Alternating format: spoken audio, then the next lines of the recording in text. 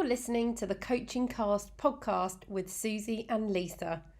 We are super lucky to have this 7th season sponsored by our friend and YouTube's top breath coach, Mike Mayer from Take a Deep Breath.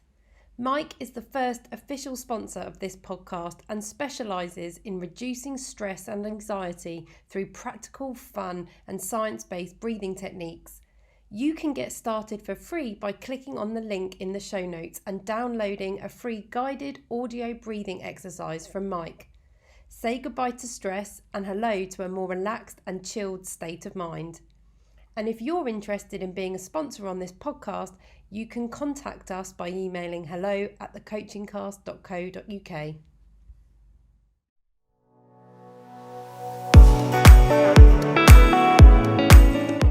Hello, I'm Susie. And I'm Lisa, and this is the Coaching Cast. We're the no-nonsense podcast chatting about the things impacting you at work right now, helping you to survive and thrive in today's ever-changing workplace. We discuss different topics each episode, sharing our ideas, hints, and top tips from our experiences of working in the corporate world, running our own businesses, and also being qualified coaches. We also try to have a few laughs along the way too, because taking yourself too seriously is, well, just boring. We hope you enjoy listening.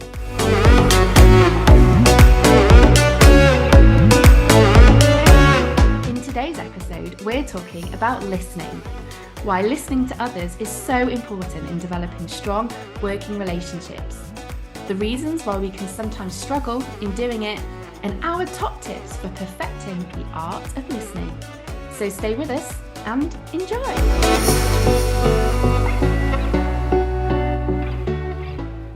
So before we get into this week's episode, Lisa, how have you been?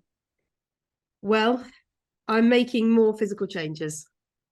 I don't know if you've noticed. The list continues. Yeah, the list continues. This year, this year's probably a bit strong, but today, I don't know if you've noticed, and again, apologies to anyone listening, but I have decided to wear a red lip. I did notice actually when we first came online and then we got distracted. It suits you. Oh, thanks. I've always had a bit of a strange relationship with red lipstick. I'm not particularly good at wearing it. My bestest friends will recall some terrible incidents of nights out with red lipstick, but I'm hoping now at the age of 30... We've talked about this before, haven't we? Yes, I'm hoping at the age of 39, maybe I'm mature enough to actually be able to wear it. Not to mention the fact it is the day and I haven't got alcohol anywhere near me. So yeah, I decided to get it back out. This is day 2. I've decided to elevate my day wear with the addition of a bit of red lipstick. So yes, my physiological changes continue. Small, subtle changes, clearly, but I feel like a different woman already. I am a fan of a red lip. I always have been, but because we have talked about this before, I've also talked about that obviously it is challenging keeping it on the lips, isn't it? And not smudging it on the teeth. That's always my nightmare when I wear a red lip out and about. Mine goes all over my face, let alone the teeth. I don't know how, but I end up with it like it goes up to the nostrils and down to the chin and around the. I mean, God, I don't know where it goes, but not on the lips. No. So yes, so I thought it's a year of newness. I'm trying new things. Not that there's anything wrong with how I was. I'm not advocating that, but I do like trying out some new things. So today I've got the red lip. This morning I had yoga. The cliche continues. And I did my first ever little bird. What's that?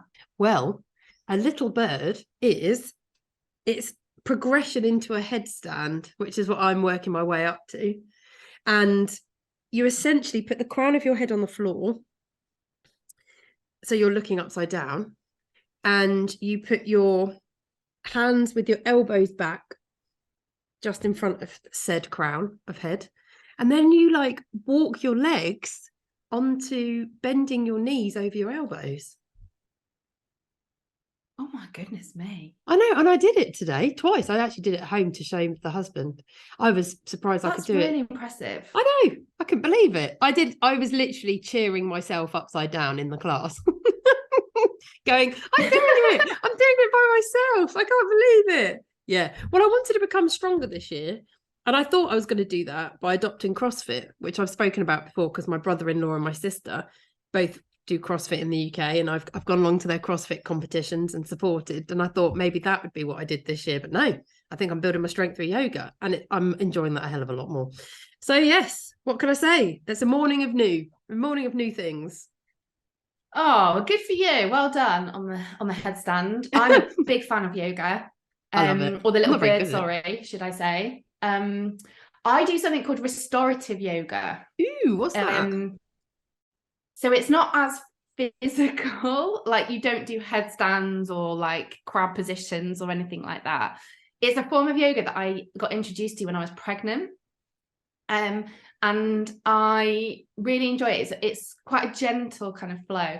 And it's about like holding stretch. So you do less stretches in a class, but you hold them for a lot longer. So it's about sort of thing. A deeper stretch. I find it's really good for lifting brain fog as well. Yes. Like I always feel like I immediately feel calmer. My mind clears. Anyway, this is becoming a very standard, typical coaching podcast episode, isn't it? When we start talking about like what else can I chat about? I tell you what, something else that's happening. Let's get off the yoga before we've lost most of the audience who are like, geez, these two. Dry format today. Yeah, dry. So the only other thing that I really have to report is my growing irritation with not being able to this. Actually, I don't know if this content gets better. I think it's getting drier. Well, for anyone who's interested, I think I might have mentioned it before, because I'm in South Africa, we're suffering heavily with power outages because the network here is so poor, corrupt. It's a hell of a long story. If you want to look into the history of energy in South Africa, Google Eskom, and you think we've got it bad. This is 10 times worse, but this is where we're going if we're not careful. So at the moment, I'm experiencing a 4-hour power cut between 10 and 2, but it's the third one I've got today, Joy. Now, this doesn't normally cause me too many problems, and you can work around it in most cases. You know, you learn to live by candlelight. It's quite romantic. Apart from when you realise you've got to wash your hair and you can't dry it. So in a first world problem sense, that is like my worst nightmare, because my hair is totally uncontrollable. It can't dry naturally by itself. Actually, I say this, when we used to work together, Susie, my hair was very different on a daily basis because I was lazy. So I would dry it the night before, naturally, usually, and just go to bed and then wake up and roll out and drive to work. And it was a bush, like a full-on curly bush. I don't tend to do that anymore because for the last couple of years, I've decided to invest more time in my physical appearance with my hair because I actually feel better about myself. So it's not complete vanity, but, you know, there is an element of that. Well, I struggle here in South Africa because it's bloody hot as well. So I look like Monica out of Friends, but not in a cool way. You know, when she goes to Bahamas or something. Yeah, but it's not as cool as that. So that's the only other thing. I've got, you know, it's a bit of yin and yang, as they'd say in yoga. Back to the yoga references. Didn't think you'd get away with it. This morning, I've made some small achievements. And then the other side of things is that I'm still struggling with not being able to dry or style my hair properly. So there we go. It's all about balance. Because the topics we cover in this first section of this podcast, some of our CB business would be like, what is this? The hell? But also, it's just daily life, isn't it? We're normal. We may be podcasters, but we are also just normal people. Yeah. Well, actually, I'm sure the biggest celebs of the world, your favourite icons, I'm trying to think of them. I'm sure Beyonce, for example, who we chatted about last week, she has to deal with the same sort of issues. Well, Rosie Ramsey, my absolute fave and fellow Rosie podcaster. Ramsey. I'm obsessed with her. Your Rosie Ramsey is my Elizabeth Day. There you go. Yeah, exactly. Yeah. And that is how we are different, CBBs. But yes, you know, as you were saying, Rosie keeps it real, doesn't she not? Yeah. Always. She does indeed. I love her. Oh my God, I'm obsessed with her. Anyway, that's a whole other podcast episode. Right. Should we get going and talk about what we're talking about today? Listening. Yes. Should we talk about how to listen better? Yeah. Let's talk about what we were supposed to be talking about. Fabulous. Let's go.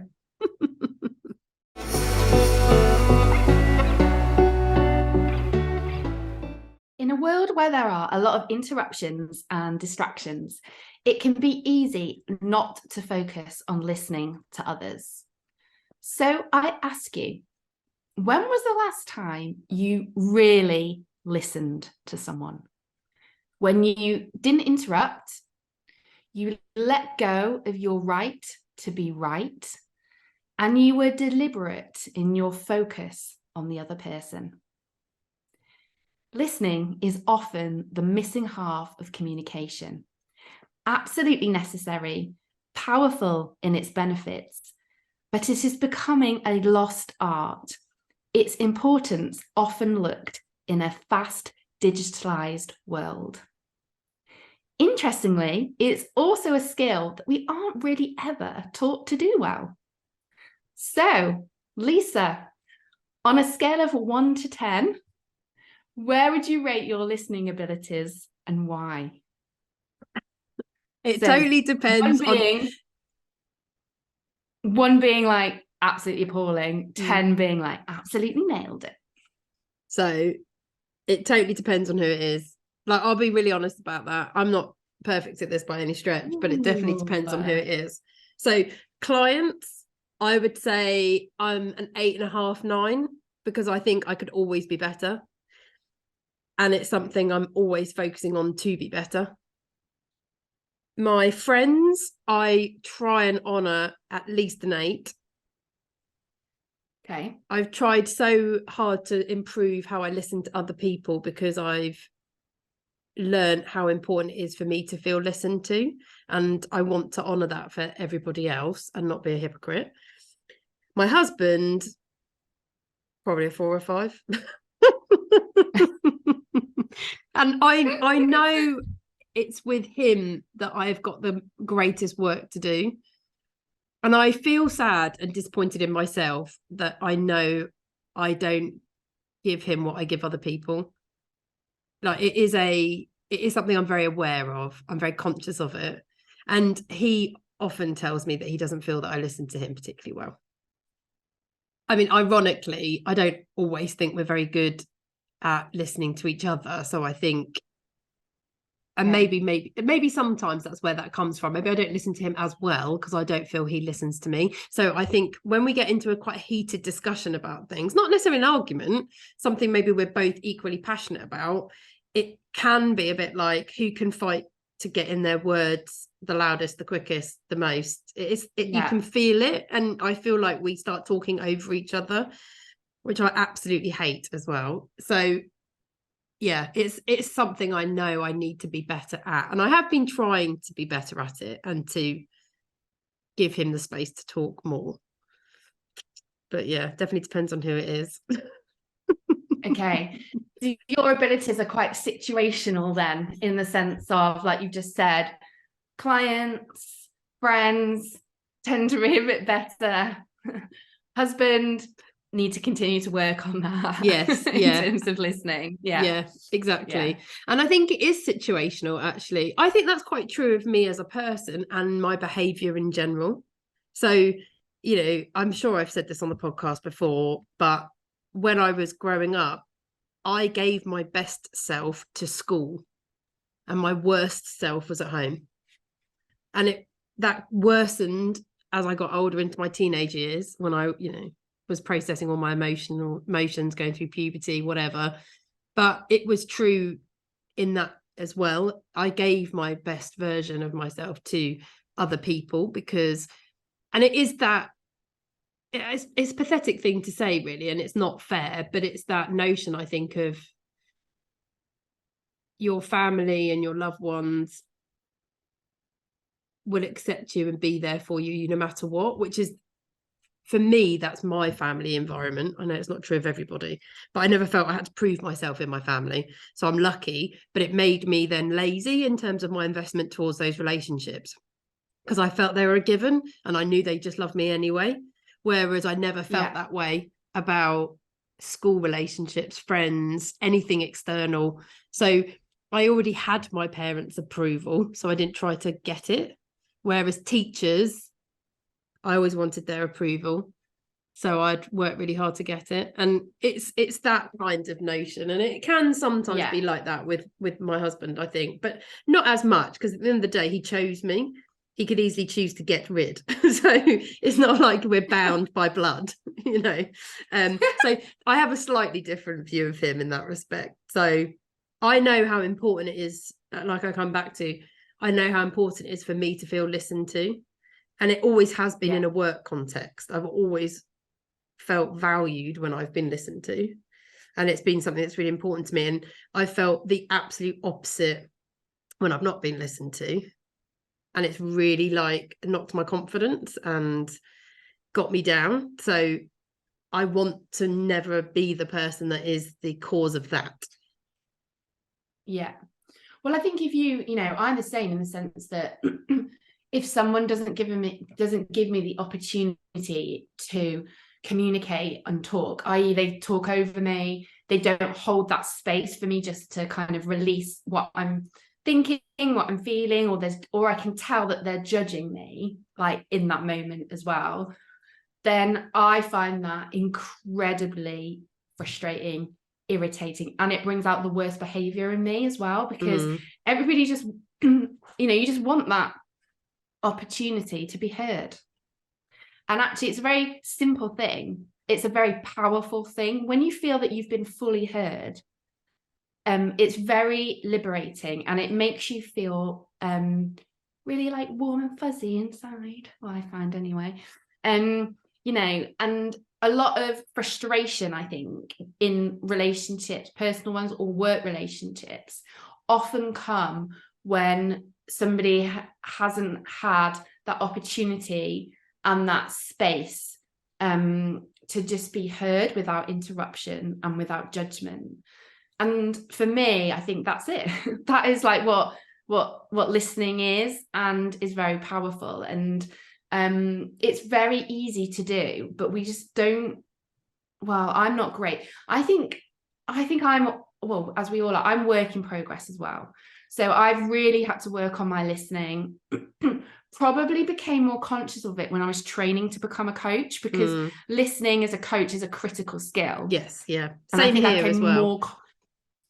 more conscious of around my listening abilities, and not interrupting, really like working on that desire to be like, oh my God, like, and kind of engage with that person, and making it the focus shift back on me rather than them by doing that, suppressing that, you know, that judgment away. Like, so I became more conscious of it, and I definitely have worked on my listening abilities.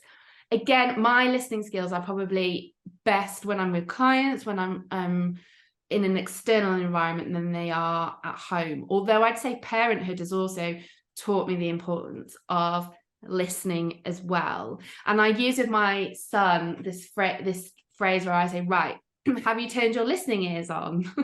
It is a bit patronizing, like, but he's a 3-year-old, so it's fine. I was going to say, I think it's lovely. And he's 3, so... And he's 3. It works. But I'm trying to teach him this idea about listening, because it's not something, well, I was never taught about how to listen well at school. I don't know if you were, but I wasn't. I think I possibly was, in respect of all eyes on the teacher, focus on the teacher, don't talk. I think actually, now I've even just said it, that was where always the emphasis was, don't talk, not listen. Okay. It was, and I think that's actually often where we're all misguided in teaching. We immediately get told off for the thing they don't want us to do. They don't tell us what they would like us to do.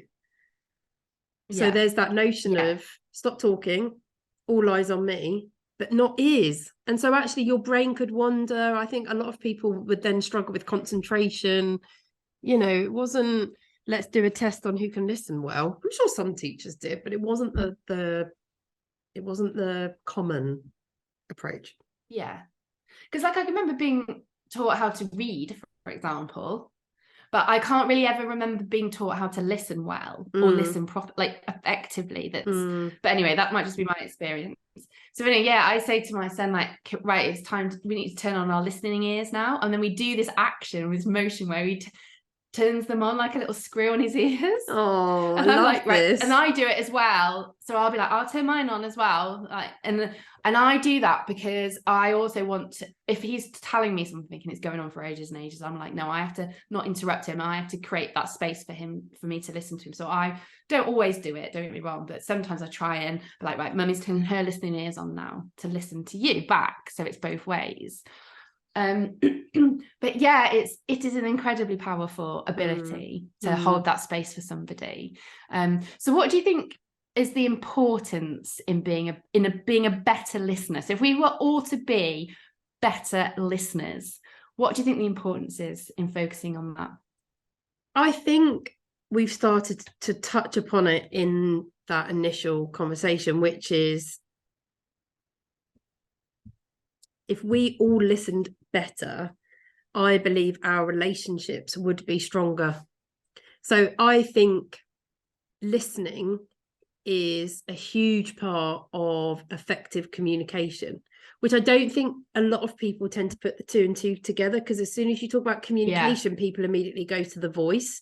But actually, really powerful communication is where all parties involved are listening and they're sharing. So it's both.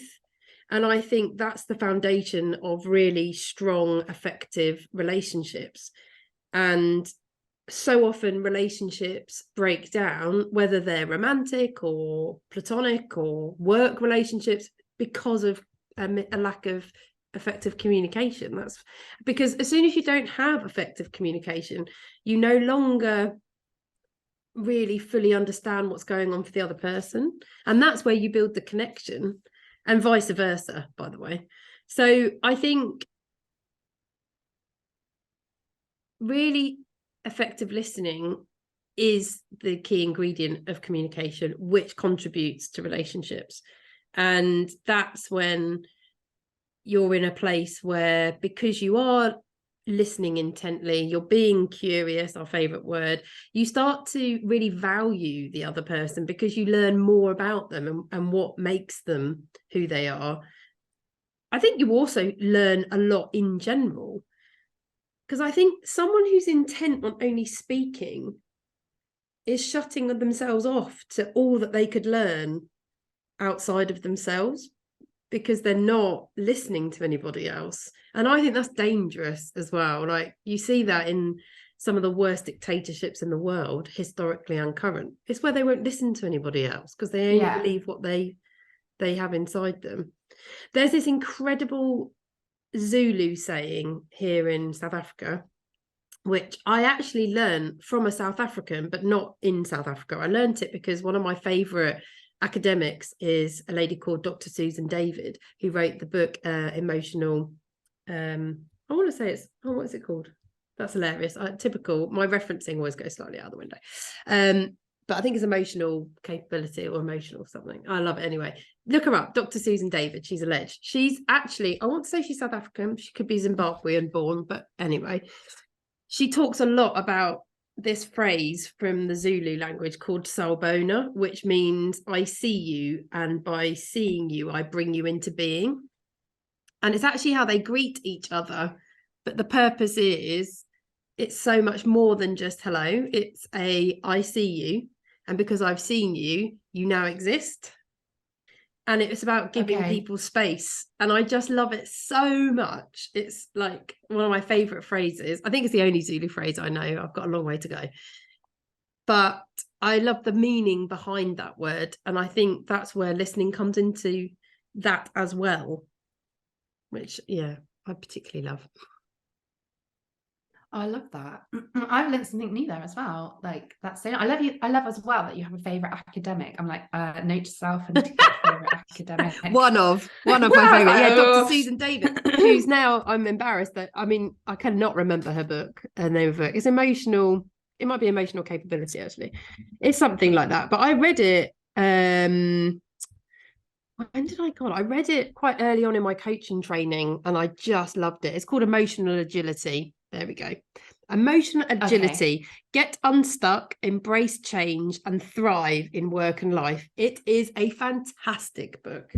Like, I think it was well, one of the first books I ever read that was really starting to explore the topic of emotional intelligence and EQ and things that I hadn't really learned about before. Yeah.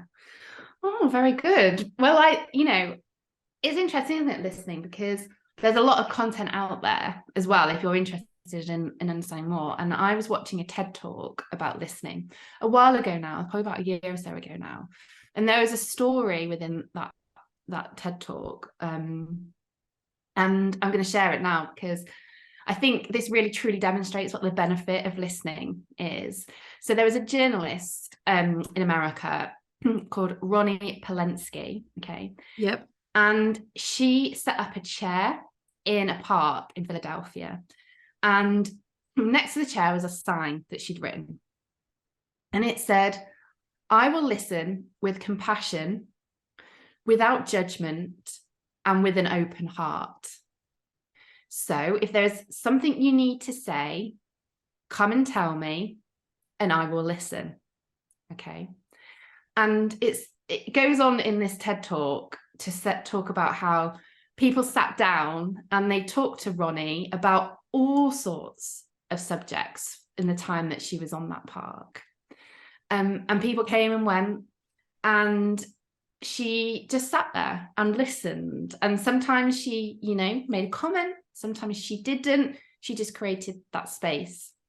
And actually, well, one, I love that story because I think, wow, like that's a lovely thing to do. And how amazing is that? But secondly, I suppose the thing I took from that story was, I think as humans, kind of, we all have this like impulsive need to be heard. Yeah. And to be kind of like listened to. And I think where you can tap into that to improve your listening abilities is actually just being what I would call like a deliberate listener. Okay, so thinking about, actually, I'm going to let go of my right to be right. I'm going to let go of my judgment. I'm going to do a Ronnie. I'm just going to sit here and I'm just going to listen. Okay, and I'm not going to say anything. I'm not going to, show judgment, etc. I'm just going to have that compassion, that open heart like Ronnie did, and I'm just gonna listen.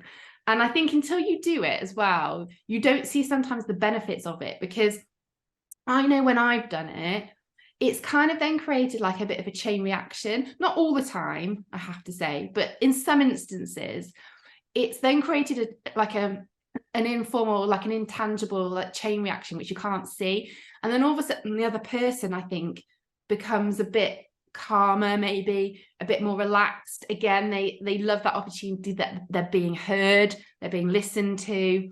And then you can find that then that person, when the conversation evolves, can replicate the same back to you. Not in all instances, yes, but I have had it sometimes where, if I've really been a deliberate listener and I've done all of those things that we just talked about, it then can create this kind of chain reaction with that other person as well. Yeah. And imagine if we all did that, what a lovely world and society we would live in. But obviously, absolutely, that ain't the it's reality. A work in progress. But I think you're very right. I know if I've been listened to, I want to pay that back. And I think that is what happens. I think people fight for space to speak when they feel like, as I've just said, they feel they have to fight for it, that it's not readily available, that it's not open to them, that they've got to go and grab it. And that's when you can get those really difficult environments that then I think become quite toxic, where everyone's just vying for space, and it's very loud and it's quite erratic, and it can become quite aggressive because people get frustrated, and it's just not a nice place to be at all. So if we're obviously advocating avoiding that, then what are your top tips for how to be better at listening? Yeah, so our kind of do's and don'ts and our top tips. So my first do would be just to slow it down, just slow everything down. And I think if you do that, you will become more deliberate in your approach to listening to somebody. So slow it down, like slow that urge down to interject and interrupt. Yeah, okay. So I am quite, you'll probably see it if you're watching this podcast on YouTube, I use my hands quite a lot. I'm quite expressionist in the way that I speak. And I've learned that about myself over time. if I'm trying to slow myself down a little bit, I sit on my hands, okay? And actually just that act of doing that slows me down in my pace, in my need to kind of interrupt, in my processing of things. And that just really helps me. It might not help you, but it helps me. So I think my first kind of do is just try and slow it down. And I have one that's that quite similar. Sorry to interrupt there. I write things down that are coming into my head, because I was taught, and it's a really helpful technique to me, that when there's things we want to say, we start opening our mouths and we start getting ready to say what we want to say. And as a person who is speaking, that can be quite distracting, can be quite off-putting, and it causes the person speaking often to rush because they feel like they're about to be interrupted. And actually, if you keep opening your mouth, it has a tendency for you to be the interrupter, because you're already getting ready to speak. So actually, I was taught it's a great technique to actually just start writing down anything that's coming into my head, to stop my mouth from opening and to ensure that I'm remaining focused on the other person. But I would say that's similar to that slowing down technique, which is not, slowing down the urge to react, and actually just to calm the reaction. So actually you only then offer your thoughts when it's time. Yeah. So I really like that. Absolutely.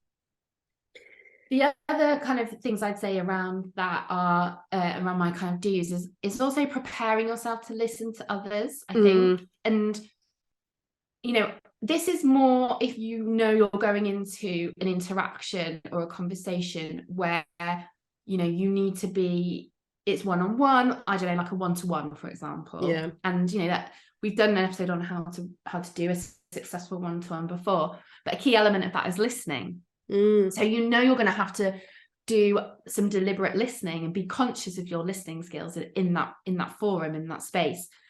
And one of the things that I got taught, which I do, is before I go into any of those types of interactions, is I try and quieten my own thoughts down a little bit. And I have a moment of silence for myself before I go into that. And that can be like, I tend to put music on. We've talked about music, obviously. We love music on the Coaching Cast, but that helps me just quieten down my own thoughts. You've talked about obviously writing them down there as well. And just creating that space in between you kind of going into that and you starting to listen. That kind of transition, I suppose, that like transitional piece. That really works well for me. And I think the final thing I'd say is, let's start now. So, the next person you come across that you're speaking to, or you're in a conversation with after listening to this episode, okay, give them your full attention. Don't interrupt them, and practice, because it's a skill. It takes time. It takes repeating of doing it to kind of really help you formulate doing that well. But actually, as a challenge, the next person you come across that you're in an interaction with after this podcast episode, give it a go. Yeah, I love that. It's a good idea. Stop thinking about doing it, start doing it, and then learn as you go. You correct and improve on things that you're finding out, things that you can do well, things that you can't. I think to add to your list, my only other is listen to be curious and seek to understand, not listening to be able to offer, challenge, disagree, share. Actually just be there to listen to the other person. So change your intent. So we will pull those top tips together and we will share them at the end of this episode.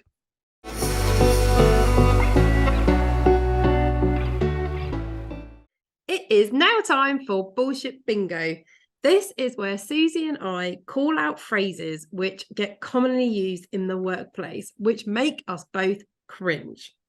Our bullshit bingo for today's episode came from another one of our followers on LinkedIn. They're the community that keeps on giving.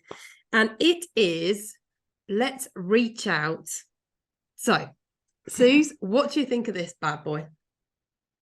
This also reminds me of that song lyric. What was it like? Reach out.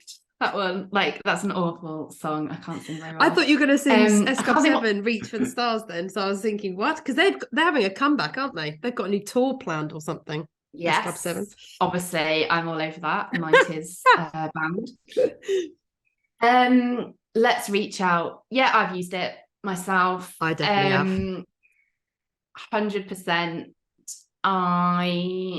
Would I have thought this is a bullshit bingo?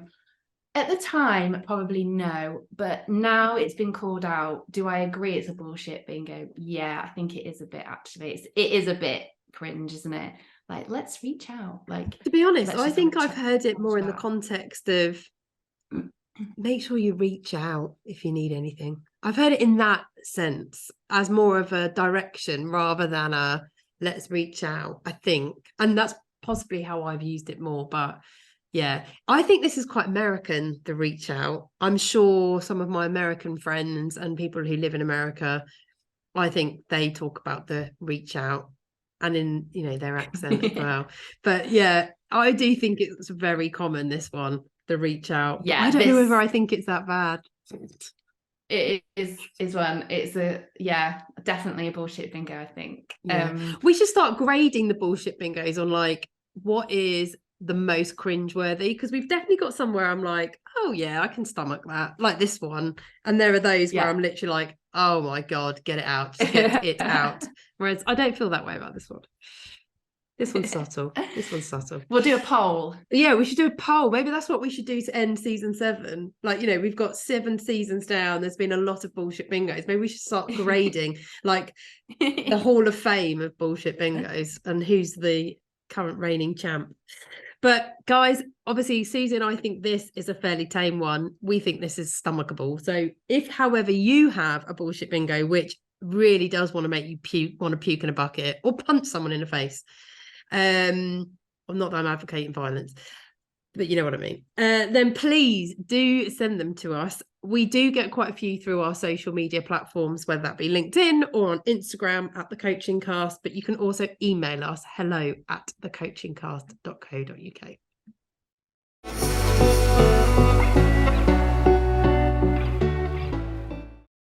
We are coming to the end of today's episode where we've discussed the art of listening.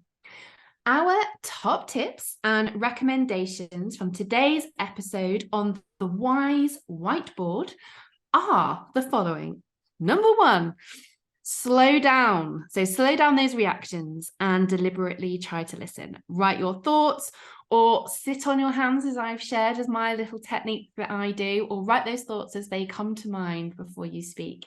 But just try and slow everything down. That will really help you with your listening skills. Number 2, create the space. So create the space and time for you to just focus and to be present. Number 3, be curious. Seek to understand and learn. So try not to challenge, disagree, or share. Okay, so just create that space for somebody just to really say everything that's on their mind, what they want to get out, and try very, very hard not to interrupt. And finally, start now. So practice. So as I said, following listening to this podcast episode, the next person you're in an interaction with, just give it a go. Give it a practice. And over time, you will absolutely nail the art of listening. We also have some self-coaching questions which you can ask yourself. And they are, number 1, on a scale of 1 to 10, where would you rate your listening abilities and why? So the same question that I asked Lisa at the beginning of this episode. Number 2, how do you know that you're truly listening to others? And number 3, what could you do to improve your listening and impact with others? Don't worry if you can't remember all of our top tips and recommendations. They will be on our Instagram page at The Coaching Cast this week, alongside our self-coaching questions too. We really hope that you enjoyed today's episode on listening and how to listen even better, and that you've got some new ideas to take away and try for yourselves. If you have any questions, thoughts, or feedback, we would love to hear from you. You can contact us in 3 ways. On email at hello@thecoachingcast.co.uk. I don't know how many times I've said it. clearly still need to keep saying it because I don't know it off by heart yet. On Instagram at The Coaching Cast. And finally, you can contact us through our website, thecoachingcast.co.uk. Your support also helps more than you may know. So if you like what you've heard today and also like any of our other episodes and would like to help us grow this podcast and join our CBB community, then please leave us a review on the Apple Podcast app. You've got no idea how important these are. Hit subscribe wherever you listen. Give us a follow on Instagram, where we post our regular tips and behind the scenes hilarity of recording this podcast. And also don't forget, you can watch each episode on our YouTube channel by searching for The Coaching Cast. Now, we're going to end today's episode on a more serious and somber note than usual, and that's to acknowledge the horrific events that have taken place in Turkey and Syria with the horrific earthquake over the last couple of weeks. So that situation, I'm sure, like for many of you, has really, really saddened Susie and I and our families. And we are going to be supporting the Choose Love charity with the work that they are doing, the incredible work that they're doing over there to help all of the victims, and donating on behalf of the Coaching Cast. So if that is equally something that you would like to do, then we encourage you to check out the chooselove.org website and also make your donations. However, there are many other charities doing great work. It's whatever's best for you, but we wanted to acknowledge that here and send all our love to Turkey and Syria during this terrible time. Finally, we both love music, and we use it to motivate, uplift ourselves, and energize us. So we like to finish each episode with our personal song recommendation. It's my choice this week, and I've chosen Too Much Music by Jake Sears. Thanks so much for listening, CBBs. We hope you enjoyed today's episode on the art of listening. And remember, you've got this.